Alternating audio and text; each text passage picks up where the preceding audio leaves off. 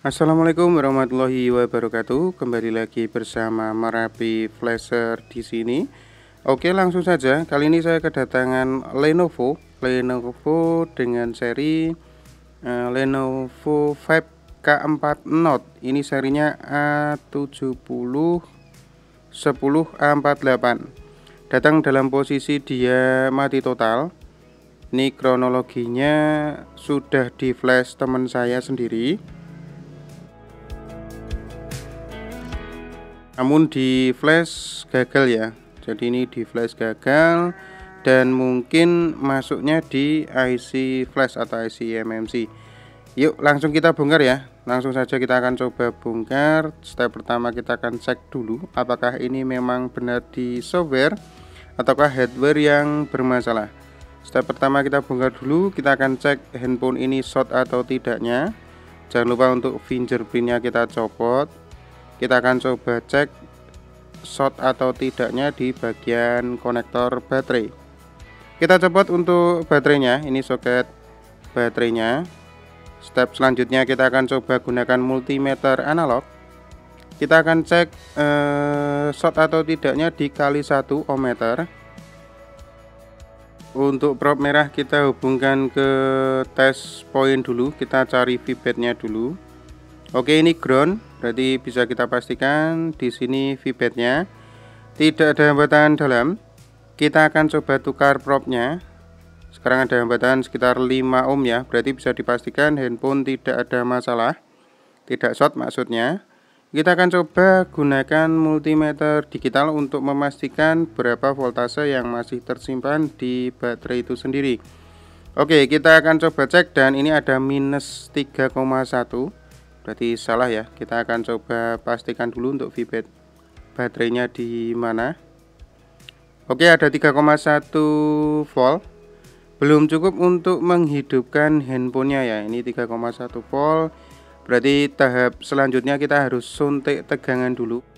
Kita akan suntik tegangan dulu di baterainya. Saya coba cari test point untuk V-bed, namun ini masuk ke dalam. Jadi lebih baik kita coba suntik langsung ke baterainya saja. Agak susah kalau pakai test point di PCB. Kita gunakan cara manual, kita suntikkan langsung di baterainya dengan voltase 4,2 volt ya. Jadi kalau voltase minim di baterai itu paling enggak sekitar 3,5 volt. Oke, setelah ini kita akan suntik dulu. Saya akan coba percepat. A few moments later. Ya, suntik tegangan sudah masuk ke 3,8 volt dan kali ini baterainya sudah ada tegangan di 3,6 volt. Cukup untuk menghidupkan handphonenya. Namun memang handphone ini sudah tidak bisa hidup ya, sudah tidak bisa menyala. Saya coba sambungkan charger, tidak ada indikator pengisian berjalan. Berarti memang bisa dipastikan handphone ini sudah mati total. Ini katanya datang dalam posisi yang logo, namun di flash malah gagal, terhenti terus. Jadi kita jangan langsung vonis ke eMMC-nya. Kita akan buka UV Android Toolbox. Kita akan coba cek untuk ROM-nya ya, apakah masih terdeteksi ROM yang valid. Karena ini Lenovo Vibe K4 Note A7010A48 kalau nggak salah itu. Kita coba cek brandnya Lenovo dengan platform MediaTek karena ini berchipset MediaTek. Untuk modelnya A7010A48. Ini ada model di bagian baterai itu ya, di belakang baterai itu A7010A48. Kita masukkan firmware-nya dan di sini ada keterangan invalid ROM. Jadi nggak valid ya ROM-nya ya. Saya akan coba tarik skaternya langsung ke kolom skater dan ternyata memang invalid ROM. Mungkin ini UV-nya yang terlalu tinggi ya. Saya coba downgrade dulu untuk UV-nya ke versi 1.40. Kita klik kanan Run as Administrator, tunggu hingga UV-nya terbuka. Kita akan coba identify dulu. Tidak usah kita update, kita langsung masuk ke MediaTek. Untuk brand Lenovo, platform MediaTek dengan seri A7010A48. Untuk firmware sudah saya sertakan di deskripsi. Dan kali ini ternyata bisa ya, baru proses ekstrak firmware. Kita akan tunggu hingga semua firmware-nya ini partisinya terbuka. Oke, sudah terdeteksi dengan baik dan ini eMMC yang support. Kita wajib fokus ke eMMC yang support dulu. Kita identify handphonenya, kita masukkan handphonenya ke PC ya. Kita masukkan USB, kita deteksi pakai UV 1.4. Apakah roomnya masih terbaca dengan baik? Oke, sudah terhubung dan untuk portnya itu sudah berubah ya, MediaTek preloader. Sudah terdeteksi juga untuk roomnya. Ini KMR31 berarti RAM 3 dan internal 16 GB. Sudah saya putuskan sambungan koneksi USB nya dan baterai sudah saya lepaskan. Jadi kita coba step selanjutnya untuk backup file-file penting. Di sini file-file penting itu bertujuan untuk backup email dan teman-teman ya, versi pita basis, NVRAM, email itu ada di partisi penting itu. Kita backup. Langkah selanjutnya sama seperti flash tadi, kita hubungkan ke PC disertai baterai tertanam, baterai terhubung. MediaTek preloader sudah terdeteksi di konfigurasi port ya, device manager, dan sudah proses untuk backup file-file penting. Kita copot lagi, kita putuskan sambungan kabelnya. Ini sudah ada backup file pentingnya. Nanti bila mana handphone memang sudah hidup, bisa kita restore ulang atau bisa kita tulis kembali. Sekarang proses untuk flashing ya. Kita akan coba flashing karena ini memang disupport untuk KMR31, berarti siap ya. Untuk preloadernya memang support. Kita bisa langsung flash full flash dengan preloader, bisa kita timpa. Jadi kita full RS juga nggak masalah karena memang preloadernya sudah disupport ya. Kita akan coba flashing, kita tunggu hingga flashingnya berjalan. Jangan lupa untuk koneksikan kembali handphonenya disertai disertai baterainya terpasang ya. Kita tunggu untuk proses flashingnya berjalan.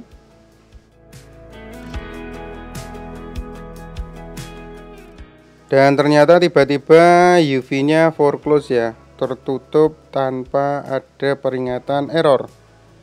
Kita lepaskan lagi, kita lepaskan juga untuk konektor baterainya. Kita downgrade lagi pakai UV 1.3.0 ya.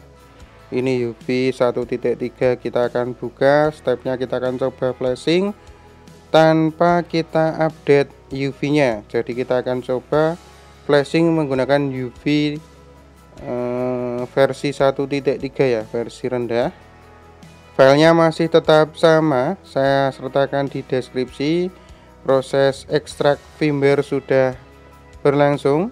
Langsung kita flash karena memang disupport untuk preloadernya. Full erase bisa kita checklist. Kita bisa koneksikan kembali baterai dan kabel USB. Untuk port COM-nya sudah terdeteksi MediaTek preloader. Proses flashing berjalan, semoga saja tidak foreclose UV-nya.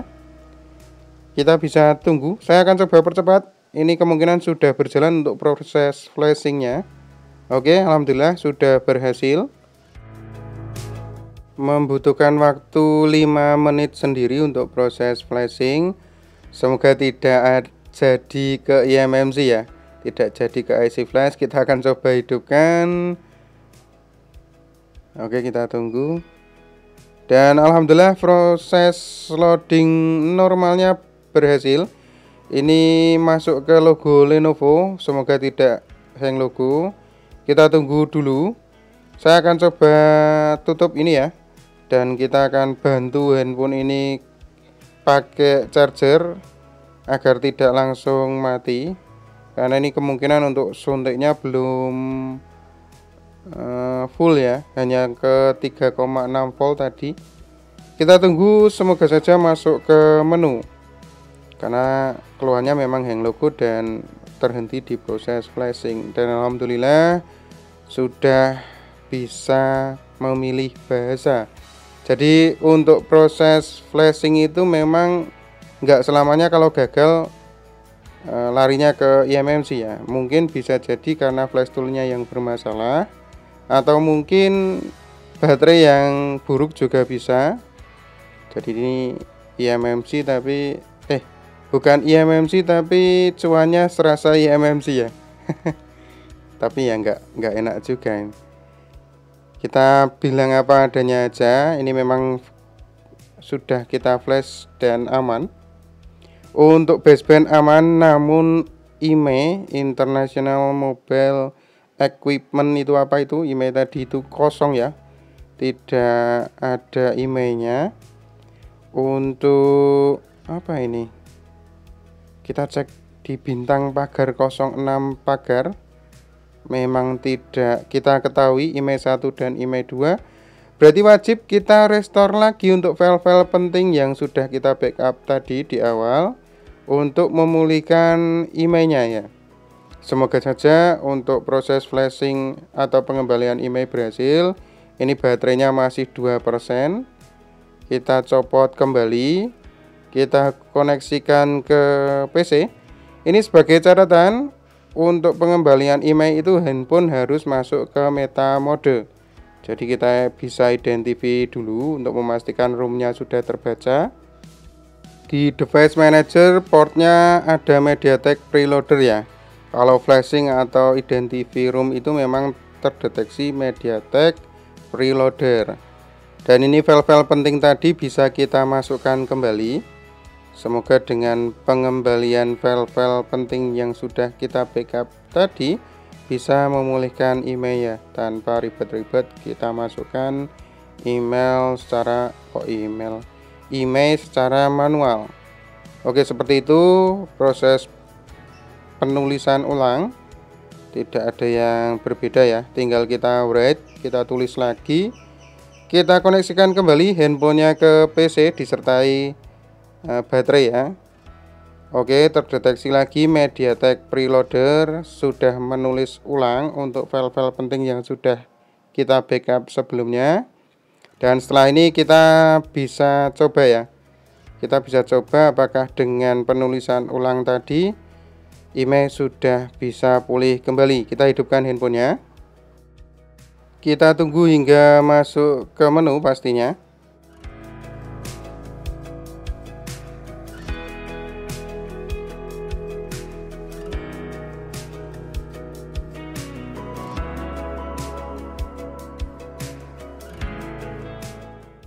Oke, sambil mengisi baterai kita langsung masuk ke pengaturan. Kita fokus di bagian IMEI terlebih dahulu.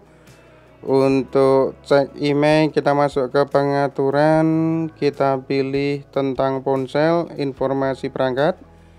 Kita cek status ya. Status di sini informasi IMEI tidak diketahui untuk IMEI-nya. Identify IMEI tidak ketahui, IMEI 1 dan IMEI 2 masih kosong. Kita cek di bintang pagar 06 pagar juga belum terisi. Jadi mungkin file tadi memang sudah file full flash dari teman saya yang memang sudah buntu ya. Sudah di erase, di full flash tapi tetap sama saja. Kita masuk di MTK Engineering mode, bintang pagar 364 6633 pagar bintang. Kita cari untuk radio ya, CDS informasi. Ini dimana untuk CDS informasi? Kalau nggak salah MTK Engineering itu ada konektivitas radio dan CDS informasi kalau nggak salah. Namun di sini memang MTK Engineering modenya tidak menampilkan untuk perubahan IMEI ya. Jadi nggak semuanya bisa kita masukkan IMEI-nya. Untuk MTK Engineering mode memang khusus untuk MediaTek. Namun ini versi pita basis aman. Jadi kemungkinan kita tidak perlu untuk mengisi ulang NVRAM ya. Kita hanya coba lakukan penulisan IMEI. IMEI ada di bagian baterai itu. Kita masuk ke service mode. email 1 dan email 2 yang sudah kita kopikan di notepad tadi kita pastekan ya. Kita samakan dengan back cover atau di bagian baterai itu sendiri. Untuk firmware-nya juga kita masukkan. Ini sebagai catatan karena memang kalau MediaTek di tab service atau untuk penulisan email itu handphone harus berada di posisi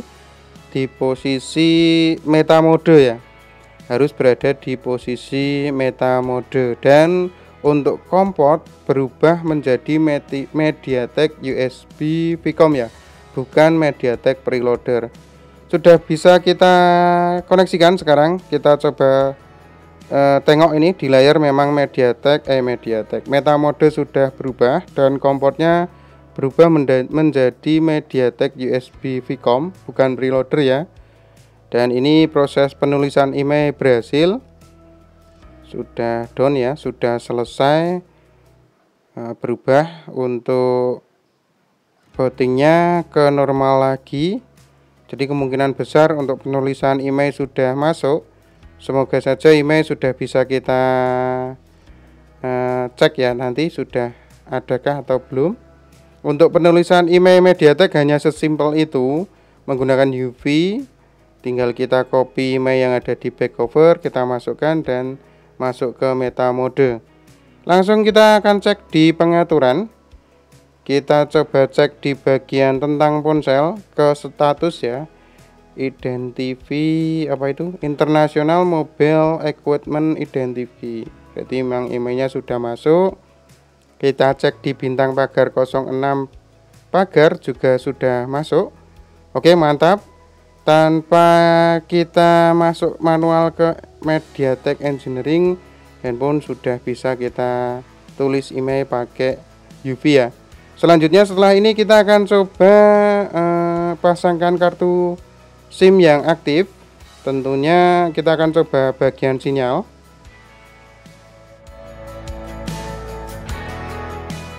Saya akan matikan, kita rapatkan kembali. Setelah ini kita akan coba pakai kartu SIM yang aktif.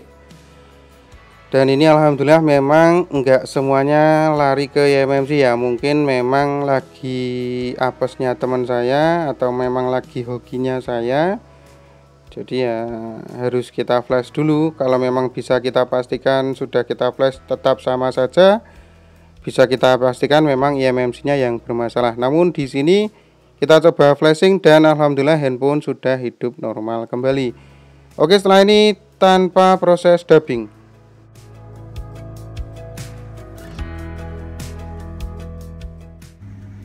Oke, SIM 1 dari kartu apa ini? Tri ya, sudah muncul, tapi hanya kartu SIM 1 ini, kartu SIM 2 nya kok kayaknya nggak kedeteksi. SIM 2 nya ini. Nah, nggak masalah. Kita akan coba SIM 1 dulu saja. Kita cek panggilan layanan servis ya. Semoga saja masuk. Oke, kita memanggil untuk layanan servis. Di sini durasi sudah masuk. 1 kali ke semua tri dengan tarif Rp39 per menit. Jadi tadi permasalahannya mungkin teman saya sudah coba flash, namun gagal. Kemungkinan memang IMMC-nya ya, katanya seperti itu. Namun kita punya trik tersendiri. Jadi kalau teman-teman punya IMMC, kasus MediaTek yang kerusakannya di flash gagal, teman-teman bisa coba hapus dulu semuanya, baru write total, flash ulang total dengan cara hapus dulu. Jadi dihapus semuanya, backup file-file penting, baru kita flash ulang. Namun karena ini disayangkan sudah dihapus karena untuk emailnya tadi sudah saya restore pun tidak bisa pulih ya. Dan kita harus isi email manual tadi, isi email lagi. Tentunya kemarin kemungkinan besar teman saya sudah menghapus seluruhnya, namun gagal, kemungkinan seperti itu. Dan di sini ternyata alhamdulillah masih rezekinya. Saya flash ulang berhasil, email sudah saya masukkan dan sinyal pun sudah keluar dari kartu Tri ya. Semoga teman-teman dapat mengambil kesimpulan dan semoga bermanfaat. Like bila bermanfaat, dislike bila tidak ada manfaatnya. Yang pasti banyak jalan menuju nota. Wassalamualaikum warahmatullahi wabarakatuh.